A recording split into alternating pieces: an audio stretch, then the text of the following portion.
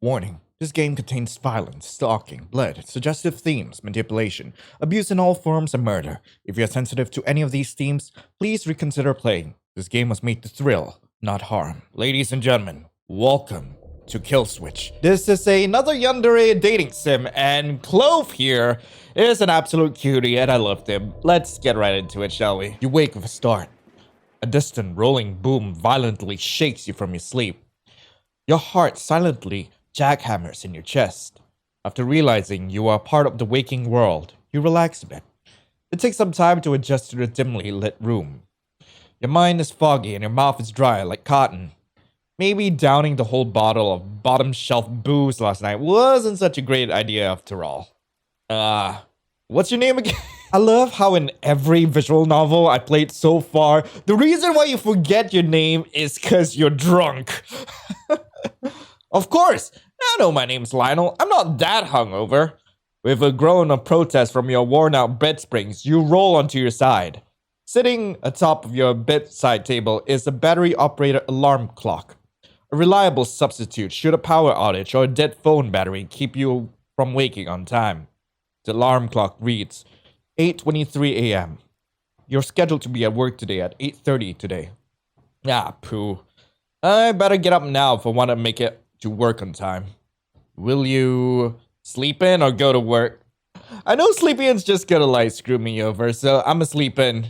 On second thought, you aren't paid enough to deal with the amount of poo thrown at you at a near daily basis at work. Taking the day off wouldn't be so bad, would it? You shrug as you shoot a text to your supervisor, letting them know you'll be calling off today, and close your eyes and fall back asleep. Is this an ending? You eventually wake for the second time this morning when your phone buzzes. A notification pop up reminding you of your to-do list of various errands and chores. Feeling well rested and in a much better mood with the day ahead of you, you roll out of bed. You make yourself the sorriest excuse for breakfast. Hummus on toast. That's a pretty good breakfast. What are you talking about? Not much of a meal can be made when the only thing edible in your fridge are various condiment packets from last night's stakeout. You scarf down your sad breakfast nonetheless and head out. The rain had subsided at this point, which was great news for you. The better part of the afternoon is spent getting your errands done. The familiar scent of fresh baked goods catches your stomach's attention as it growls in response to the delicious aroma. You follow your nose over to a small bakery. This is the perfect opportunity to take a break and fill your tank. You browse what little they have left for sale. Once your snack is purchased, you hurry to the park across the street. Not a single soul in sight, aside from the morning doves scattered about that take flight as you approach a lone bench. You take your first bite of a pillowy soft pretzel, and all but moan to delight, just straight up have a pretzel oh yeah, Only now you realize how hungry you were. This pretzel was made by the divines, or maybe it tastes divine since you are starving. Regardless, it's quick work finishing off the lightly salted treat, listening to the soft ambient noise of nature. Suddenly, you feel very aware of your surroundings. A sinking feeling washes over you as the hairs on the back of your neck stands on end. Something feels off, and you can't seem to place it. That unnerves you greatly. Your flight response is triggered, and at this moment, you wish to be anywhere else but here in the secluded area. Before you can discern the cause of the feeling, you're on your feet, practically running back to the trail. Once you're back to a more populated area, you let out the breath you unintentionally had been holding. That was weird. You didn't see anyone else there, yet felt as if your life was in danger. You calm yourself and try to shake off the tense feeling as you got about the rest of your day as usual. You were so preoccupied with your errands, it's well past 5 p.m. and the sun is steadily setting. Better hurry to the store for your grocery shopping. Wouldn't want to walk home in the dark. Scanning the parking lot, you notice that the only other cars there are in the designated staff-only parking area. As you walk into the store, you're keenly aware of the lack of customers. Aside from the occasional employee stock inventory, there's no one else around but you. You must have missed the rush hour. You grab a handbasket and start tossing things inside. Fresh produce, cooking oil, noodles, some snacks and the like. They say it's a bad idea to shop on an empty stomach, but you have been full of bad ideas lately. What's one more? You make your way to a meat aisle, wanting to browse the markdown section for tonight's dinner. Satisfied with your selection, you make your way to the register with a full basket. There's someone standing in line in front of you. I will wait my turn. You enter the line as there's only one cashier available. The guy ahead of you is almost finished with checkout. He looks annoyed, but that's none of your business. You stand in silence, waiting your turn patiently.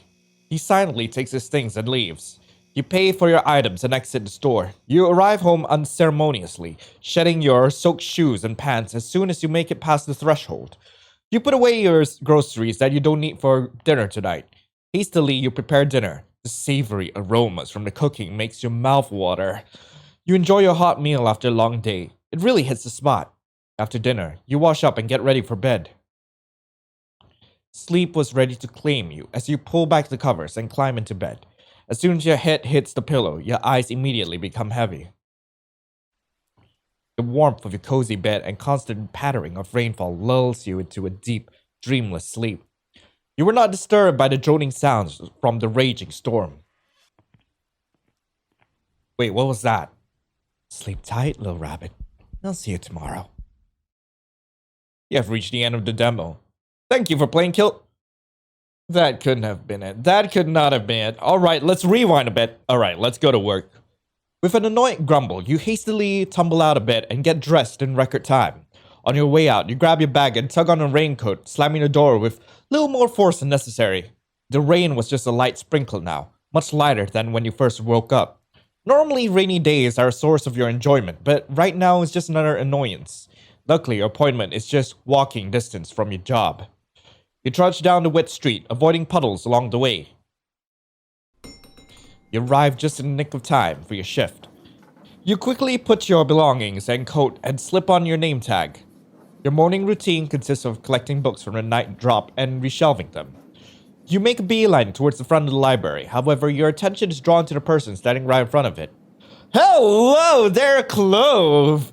A tall, lanky man casually browses the book of the week display. You feel a small amount of pride as you had the pleasure of setting it up the night before. The stranger takes a book from the shelf and flips back to read the synopsis. You take a breath and a second to get into your customer service persona as you approach, taking care to make some noise as to not to startle him with your approach. Good morning there. My name's Lionel. Are you finding everything okay? His ears flick out attention before his gaze meets yours. He looks at you with soft, doe-like eyes through long, lush lashes. He smiles warmly at you. Lionel. Such a lovely name. However, I think Rabbit is more fitting after all, don't you think? He winks at you in a playful manner, like it's an inside joke between the two of you. How did you know that I'm as feral as a rabbit? That's not something I disclose to people. You cunt your head and smile back sheepishly, not fully understanding his meaning. Oh, I understand perfectly well. But seriously, who says that? And was he really flirting with you right now? And what did he mean by after all? He seems to pick up on your confusion immediately, whether by the face you're making or by the growing stretch of awkward silence. He doesn't express disappointment, more along the lines of understanding and maybe a bit of disappointment. Oh, I'm sorry. I guess you don't remember me, though I'm not surprised. It has been a long time since you saw me last. I was a lot shorter, scruffier, and was more ears and tail than child. My mind is short-circuiting, as if my confusion wasn't apparent before. It sure is showing itself now. Something about him seems so familiar, yet you can't seem to put your finger on it. Do I really know him? Yes, no, ... I will go with yes, I know this guy, because I want to get to know him very well indeed. You squint your eyes as you try to place a name to the face, and suddenly, like a light switch being flipped on, it all comes back in a rush. It's him! The little beastkin from your neighborhood! You hadn't thought about the overexcitable boy who will come over and play with you for hours on end. You didn't have many friends when you were growing up, but you did have him, your very best friend. His name was Clove! My little cutie, my Clove! You immediately throw your arms around his midsection and hold on to him in the tightest of bear hugs. He flinches, not from the contact itself, but more so from the sudden closeness. Instead of moving away, he leans in and wraps his arm around your body in a gentle yet firm hold as he reciprocates the hug. You only now realize just how much he towers over you. Oh my god, he's tall too. Oh man, I'm gonna enjoy my time with Clove. Like, is he a top? I would love to be topped by Clove. Your face is tucked right between his pecs, and the familiar sound of his beating heart thrums softly in your ear. What do you mean familiar? Did you guys get along together as kids? Before things get awkward, you'll pull back and share a smile with him. No. Don't pull back. Get closer. Get closer. Holy poo. Clove, I haven't seen you since grade school. How have you been? You look so good. You look good? Out of all the things you could have said, why would you say that? His smile doesn't quite meet his eyes. Before you can backpedal or embarrass yourself further, he jumps in. Oh, thank you. And you know just how it is. Just try to survive. He chuckles softly, or as soft as he can. For a man as unassuming as he looks, he sure has a deep timbre to his voice. Ooh, Clove. I hear that. That's the most you can do sometimes. I had no idea you still lived here. Yeah, I'm still here. Living in a small town can be difficult, but it feels like home, It's nice to have something to come back to. He looks almost wistful as he speaks. Oh yeah, I get what you mean. I just recently moved back home after finishing up college, and here I am. You spread your arms as if emphasizing your meaning. He chuckles and gives a slight nod. It's so good to see you, Rabbit. There's that nickname again. Rabbit. Remember he would often call you that when you were kids. You don't remember exactly the reasoning behind the choice of name, but it just stuck. It might have just been an insult long ago. However, he sees it now like it's the sweetest thing that could have ever touched his lips. His knowing smile seems to let on that you both were having the same thoughts. Well, I'd love to stay and chat some more, but I really need to get going. If my disappointment shows, Clove doesn't react to it. Oh, okay. Just don't let me keep you, okay? It was good seeing you again. We exchanged another hug goodbye. However, this time he inclines his head towards mine. His breath hitches softly in his throat as my scent floods his senses. What was meant to be a friendly hug immediately turns into something more personal. Ooh, woo, Clove. It's like you want to get to know me really, really well. Ooh, woo. But before you have a chance to do or say anything that might implicate you, he breaks up. No, don't stop hugging me. I need all the touching. After we part, he looks like he wants to say something more. However, he just waves in farewell on his way to the door. You want to stay and talk more, but there's a queue forming at the checkout desk, and you're the only one here. What will you do? I wanna hang out with Clove. I'm hanging out with Clove. Nah, screw it. This might be your one and only opportunity. You swallow the lump in your throat and take the plunge. Hey! Do you want to come over and hang out tonight? After work? His face lights up immediately. Really? I'd love to. His smile is infectious as you grin like an idiot. Awesome. Here's my address. Drop by anytime after 6. I'll see you then. You quickly scribble your information on a slip of receipt paper. You hand the paper with your information on it over to him. He doesn't skip a beat as he takes it from you, not even bothering to look at it before he tucks it into his pocket. I wouldn't miss it for the world. And with that, he's gone, leaving me to wander in my thoughts. Work was uneventful and slow. Normally, these kinds of work days bore you to tears, but today, your mind buzzes with thoughts of Clove. Oh, all the thoughts I could have with Clove. Oh, God, yes. You rack your brain for dinner ideas for tonight. What if he has dietary concerns or any food allergies? Yeah, that sounds like something I'd say as a waiter. Surely he's not a picky eater and will be fine with whatever you decide to make, right? You recall a time in your youth where he'd stay for dinner and would clean his plate. Even on meatloaf nights, Clove sure had an appetite. You smile as you reminisce about memories of Clove in your youth. And soon enough, your shifts come to a close. You gather your belongings and head out. Your stomach painfully rumbles for sustenance. A silent reminder that you should stop by the grocery store on your way home. Getting in the parking lot, you notice that the other cars are in the designated staff-only parking area. Oh, we're back here. As you walk into the store, you're keenly aware of the lack of customers. Aside from the occasional employees talking inventory, there's no one else besides from you. You must have missed the rush hour. You grab a handbasket and start tossing things inside. Fresh produce, cooking oil noodles, some snacks, and the like. They say it's a bad idea to shop on an empty stomach, but you have been full of bad ideas lately, so what's one more? You make your way down to the meat aisle, wanting to browse the markdown section for tonight's dinner. Satisfied with your selection, you make your way to the register with a full basket. There's someone standing in front of line from you. I say hi.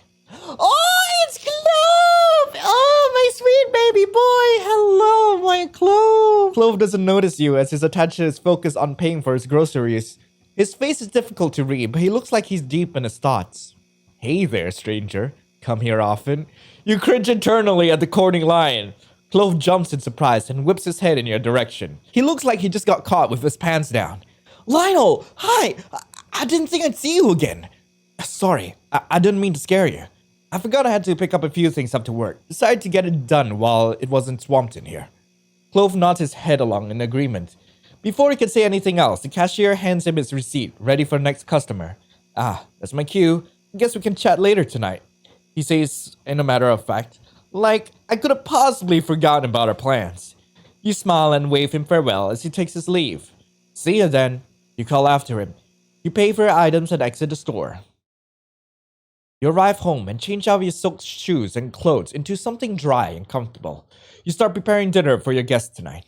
You had planned on making a simple stir-fry, which would take no time at all. The savory aroma from your cooking fills your apartment quickly, making your mouth water. You set the table and set dinner out as you glance over at your phone for the time. That must be him.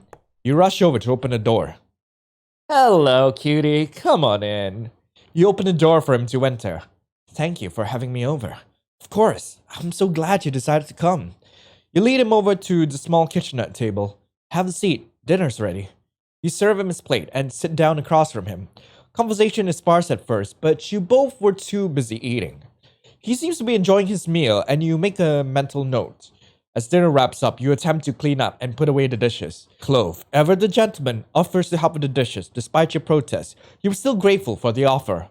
Not wanting the evening to be over just yet, you think fast. Do you want to watch a movie? Remember there was this flick that came out that you wanted to see. Sure, what do you have in mind? Let's see. The two of you make your way to the living room and park yourselves on the couch. What kind of movies do you like? There's this movie that just came out. It's about a medical student spiral into madness when the reagent he invents, originally meant to speed up the body's healing process, reanimates the dead. That's interesting. Oh, that's interesting. Let's watch it. He tucks his long legs under his body and sits comfortably on the couch. You follow him as you put the film on. Once again, you fall into comfortable silence and the attention is focused on the film. A tiny yawn escapes you. Clove shifts in his seat, leaning in towards you slightly as he tries to find a comfortable spot on your old, worn-out couch. His arm is draped around the back of the furniture. He's attentively watching the movie, totally engrossed. I will snuggle with him! I will snuggle! You lean into his side and gently rest your head on his shoulder. In turn, he drapes an arm over you and rests his head atop yours. Before long, you hear a soft rumbling sound. It's coming from Clove. Is Clove purring? Clove, are you purring? His body goes rigid at your side, and the sound immediately cuts off. No, are you? Yes, I am. His tail fluffs up as well, and reminds you of a spooked cat. You hide your smile in the folds of his shirt as you snuggle up close to him, resting your head on his chest. I must be hearing things, I suppose. His posture relaxes when you curl up against him. Yeah, of course, like, gaslight me about purring. Like, come on, that'll be the most innocent thing you've done this game, I think. Soon you hear an unmistakable purr resonating from Clove's core, much softer than before.